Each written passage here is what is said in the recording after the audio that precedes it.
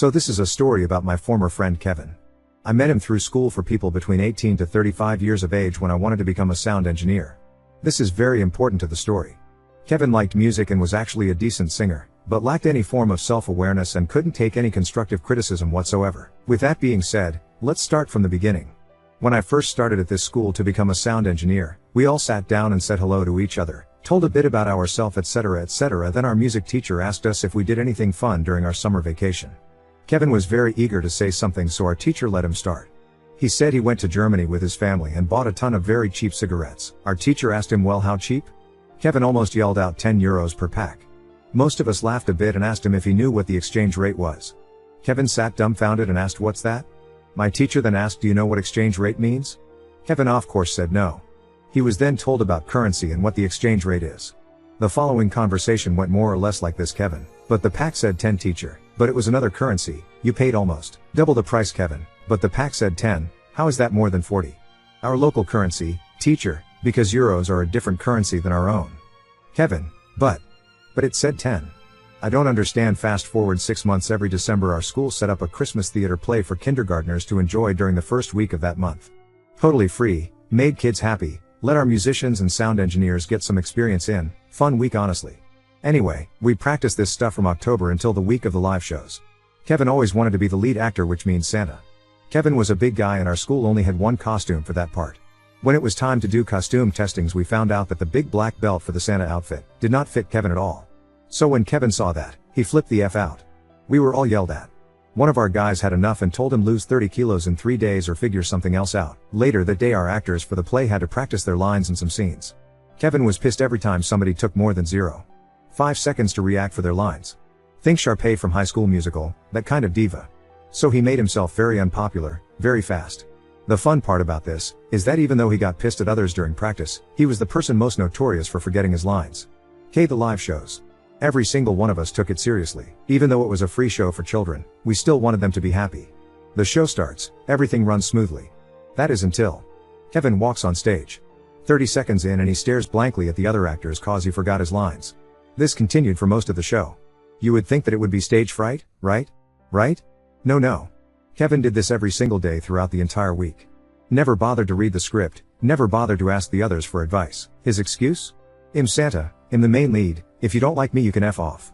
Followed by hours of Facebook updates with nobody likes me, I'm a warrior of justice. Shout out to the real brothers. Etc. and I'm not done. This school was for musicians, sound engineers, camera guys, even game development. We all knew we had 4 years, taking classes, visit venues, concert halls, all the big boy stuff.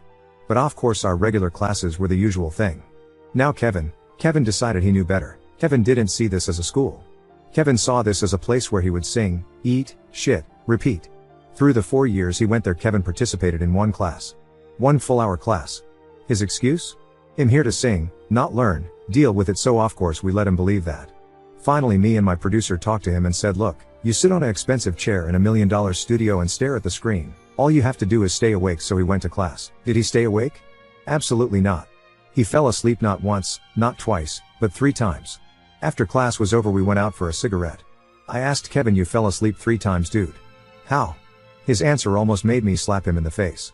This waste of air looked me in the eyes and said, the teachers doesn't have to be so hard on us. We are students, not African slaves. I asked him if he was serious and he said that he was, so I simply walked away. Later that day we had a big discussion about him thinking he could compare himself to African slaves. This turned into a big fight where Kevin dragged the entire school into it.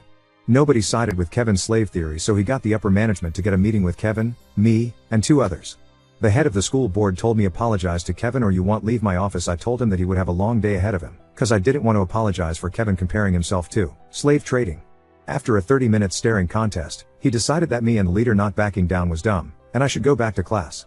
I agreed and told him that football was on tonight. We both cheered for the New Orleans Saints. After this I met Kevin outside when I was smoking. He very humbly asked, can we talk?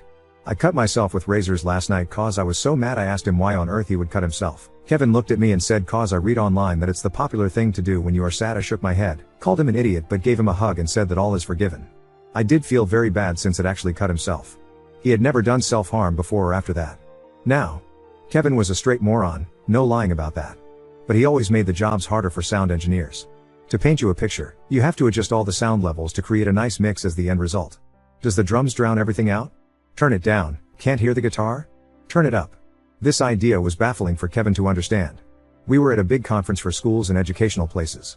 We of course highlighted our sound engineering, music department and game development classes. So we were doing a few live songs to gather a crowd around our booth. Kevin had a few songs and my producer was doing the sound. Suddenly Kevin decided to cup the mic. Which is when you hold your fingers around the grill part of the microphone. This is the worst thing you can ever do to a sound engineer. Rappers are notoriously hated for this on a global scale. The reason that sound engineers hates this is because it will create feedback from the monitors and make the very annoying high-pitched sound that will make your ears bleed. So my producer kept adjusting the EQ and tried to turn the sound level on his microphone down. This did not sit well with Kevin. Every time the sound was lowered, Kevin sang higher. In the end my producer had to simply turn off Kevin's microphone. Kevin was furious. Yelled at everyone in sight. Walked up to my producer and asked, "WTF is your problem? Why did you do that?" Kevin was not happy when he was told your voice annoyed the microphone, speakers, and everyone around you. Kevin didn't talk to us the rest of the day. Now, a year after this we were all pretty much done with Kevin's moronic way of life. We were at this small festival where our school got to play some songs. The band before us started 15 minutes late. Every one of us just thought it was no big deal. Then there was Kevin with the big brain comment. The band on stage, which was another school, just finished a song. The front singer was just about to say something when Kevin yelled, "When are you going off stage so we can play?" At this time I had enough.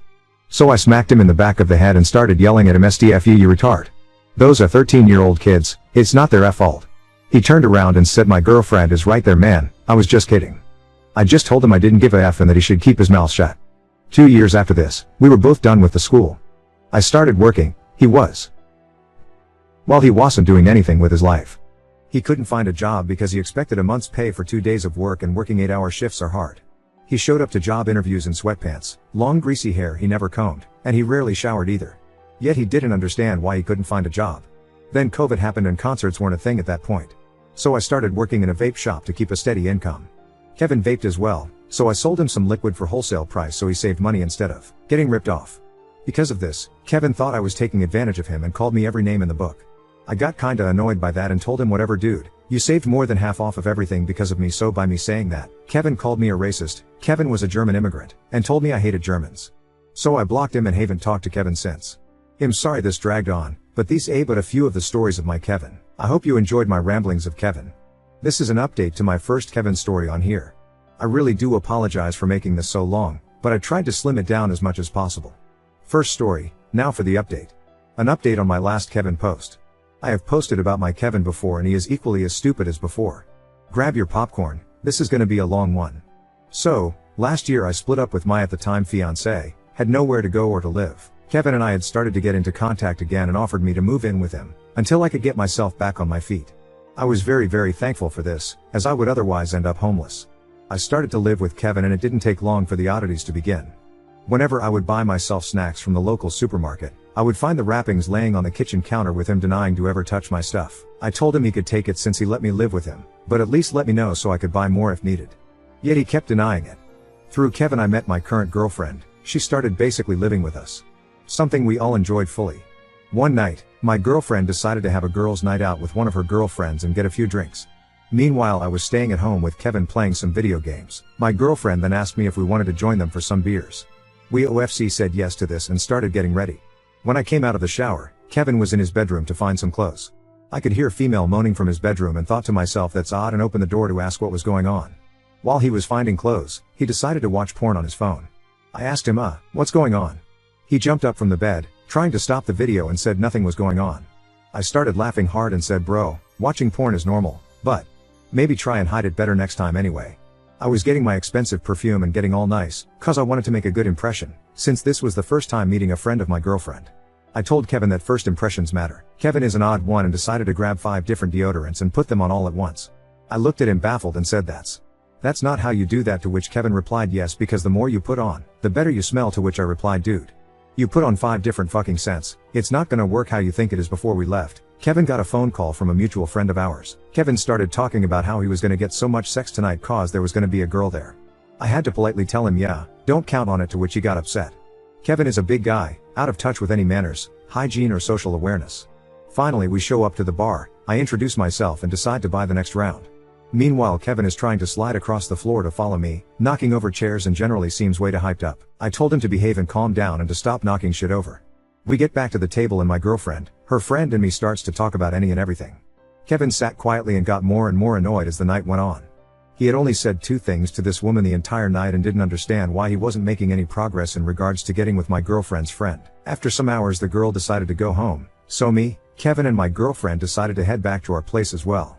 When we got home, he complained about how he didn't understand why she wasn't in love with him or wanted to come home with us. I tried telling him that 1, he didn't talk to her all night and just sat and stared at her all night while looking annoyed, and 2, she had a boyfriend, he would have known that if he listened to anything being said. Fast forward to movie night. Me, my girlfriend and Kevin was watching a movie called The Meg. Spoiler alert, it's about a prehistoric huge shark. While we were watching it, Kevin said I bet it's CGI and not an actual megalodon. I responded given how they've been dead for a few million years, I think you're right. It never crossed his mind that an extinct animal was made via CGI. This wasn't the only movie or series that Kevin couldn't understand. In general, he didn't understand that CGI is a huge part of movies today. We were watching Fast X and a scene where somebody is jumping from one car to the other. Kevin said I bet it's camera tricks, no way would they do that in real life. I again had to explain how it's CGI and the cars in the scene is standing still in real life, everything else is made in post-production. They aren't actually risking lives by doing that. He looked at me baffled and said, are you sure? And I responded, yes dude, I'm sure, to which I was asked, how do you know?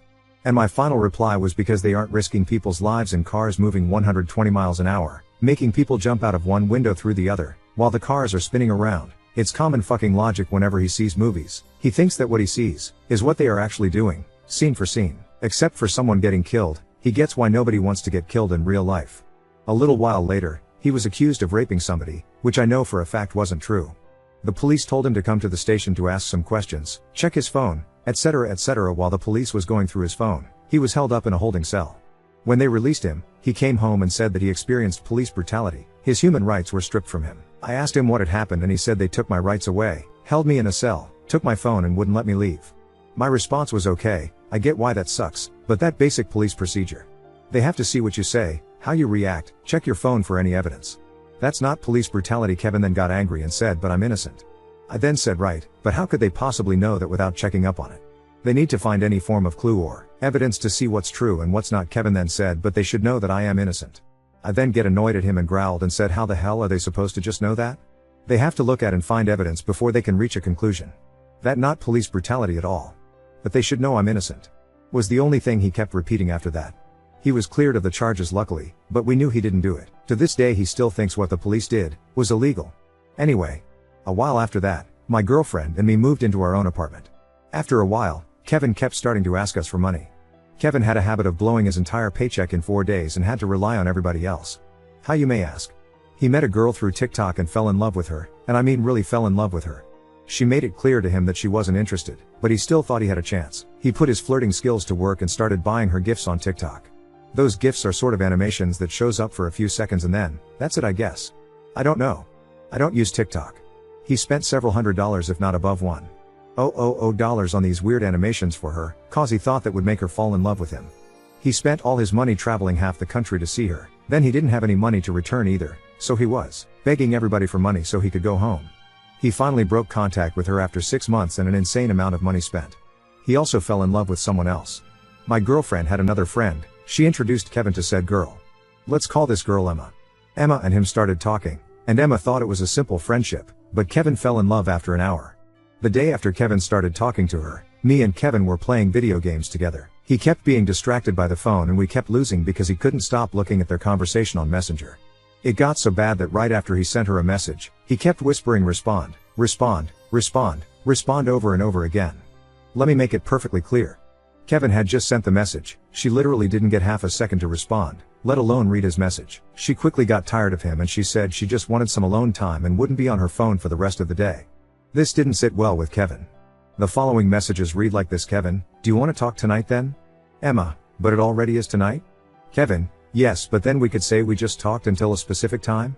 Emma, I just want some alone time. Kevin didn't understand what he did wrong. He still doesn't to this day. Kevin has been single for years and the slightest form of contact with a woman, he takes as flirting. I got way more to tell about Kevin, but this has already gotten too long. I apologize for the long read. Now on to second story. Called out my sister-in-law's lies at my Christmas party, and now my brother's marriage is hanging by a thread. I, 26F, hosted a big Christmas party at my house last weekend, And what was supposed to be a fun evening spent celebrating as a family turned into a bit of a shit show, all because of my sister-in-law Hannah, 31F. Now, for some context, my wife Jess, 28F, and I got married this past September. We wanted to keep the wedding small and intimate, so the decision was made that the wedding would essentially be child-free, with an exception for my half-sister, 16F, since she's an older kid and I had asked her to be one of my bridesmaids. Back when my brother Alex, 30M, and his wife Hannah had RSVP'd for the wedding, I made sure to call and remind them that, sadly, their baby couldn't come with them because it's child-free. I also want to mention here that I had told them about this back when we went to visit my brother and his family in the summer. Anyway, while on the phone, they said they hadn't forgotten and they had already planned for Hannah's mom to babysit. However, when the day of the wedding came, Alex and Hannah showed up with, you guessed it, my then 8-month-old nephew. I'll be honest and admit that I'm kind of a pushover, and I didn't want to make a scene on my wife and I's special day, so I regrettably let it go. We got about 2 minutes into the ceremony before extremely loud screaming and crying from my nephew began. The worst part was that they tried to ignore it at first, for about another 2 minutes, before Hannah finally excused herself and him. Unfortunately, she couldn't go into another room because we were on a beach. At first she just tried to walk further down the beach, but the crying could still be heard loud and clear, so she eventually walked back to their car and later decided that her and my nephew would go home and not stay for the reception, and only my brother Alex would stay. Fast forward to the Christmas party. Everything was perfect until Alex, Hannah, and nephew show up, after she had reached out a month prior to tell me they wouldn't be coming at all and would be spending time with her family. I was annoyed and decided to pull them aside when I went to greet them and asked why they didn't tell me they were coming, because I honestly didn't make enough food to feed 2 more people for dinner, not to mention I had nothing for their son. Alex gave me a confused look and asked why I thought they weren't coming, and when I told him the reason why, all hell broke loose. Alex obviously questioned Hannah as to why she would do this, and her response was to immediately, and loudly, accuse me of lying and of hating my nephew. Obviously this got the attention of the room and everyone stopped and turned to look at us like something out of a movie. He then asked why she would think I hate their son, especially considering I agreed to change the policy to allow him to come to the wedding. Which, as you already know, I did not do. I quickly told Alex that wasn't true and explained myself and my reasoning behind my choice, that it wasn't personal, and that I of course love my nephew. I reminded them that I was super cool about the crying and never said anything, even when I probably should have. Jess started to walk over to us from the kitchen, most likely to try and defuse the situation, bless her heart, all while Hannah doubled down and tried to make it seem like I was lying, so I lost it and said, well, if I'm a liar who hates your kid, then I guess you should probably get the fuck out of my house. Jess stopped dead in her tracks and the silence that came after was eerie. Hannah then started crying, and quickly left with my nephew and slammed the front door behind her. My brother turned and gave me a sad look before following behind her. It didn't take long before I started to feel embarrassed that I let things escalate like that. Jess comforted me after they left and we ended the party early because I don't even know how to properly process what just happened. Later, my brother texted me, saying he didn't know who to believe. Apparently, Hannah is adamant that I allowed her to bring their son to the wedding last minute because I felt bad for trying to control what she gets to do with her baby. She's also saying I made the Christmas party thing up as well, claiming I've always had a vendetta against her and want to make her look bad. Alex says he just needs time and that he's heartbroken and worried that Hannah isn't who he thought she was. Other family members have been texting me, saying they're on my side, but I do kind of feel like an asshole for how I handled everything at the party. I know Hannah is trying to drag my name through the mud, but I feel guilty for making her cry, intentionally trying to publicly humiliate her, and for ruining the vibe of my own party. So, Ida for causing a rift in my brother's marriage by calling out my sister-in-law for lying in front of everyone at my Christmas party? If he stays with her, moving forward make sure everything related to events and planning is in writing, through your brother only, or on a group chat. And don't accept phone calls from her. It's nice that you feel compassionate toward your sil, especially for your brother's sake. But you didn't create this problem and if you didn't call her out on her lies and manipulation, she would just do it more. You can't really keep the peace in a family situation like this. Trying to keep the peace is like trying to hold down the lid on a pot that's trying to boil over. You can hold that lid all you want but the pressure is going to keep building until it explodes unless you do something about the actual source of the problem. And there's no way you could have handled this where no one would get upset. You've probably chosen the path that would lead the lowest total amount of upset over time, even if it meant an uncomfortable amount of upset right now. Update 1. I originally intended to look more in depth at the comments and reply to some/answer questions, but I've too stressed and too preoccupied because so much has happened in a short time. I now have a lot of new information to share that has changed everything. My brother is now going to be staying with my wife and I for the time being. We decided this when he unexpectedly arrived late last night, and we had a long talk where I learned the full scope of everything that had happened with Hannah, after the party up until now. He said that after taking some time and space away from her, he asked her to have a sit-down talk. He explained to me that during this time he realized she was 100% lying and I was 100% telling the truth, but still wanted to try and give her a chance to fully explain why she would act the way she did, why she would lie, and how she could justify treating him and I this way. Hannah tried to deflect and gaslight him when first confronted, but when he made it clear he wasn't having it, she snapped. And admitted to him that she's always disliked me, And the main reason why is because she's uncomfortable with my lifestyle.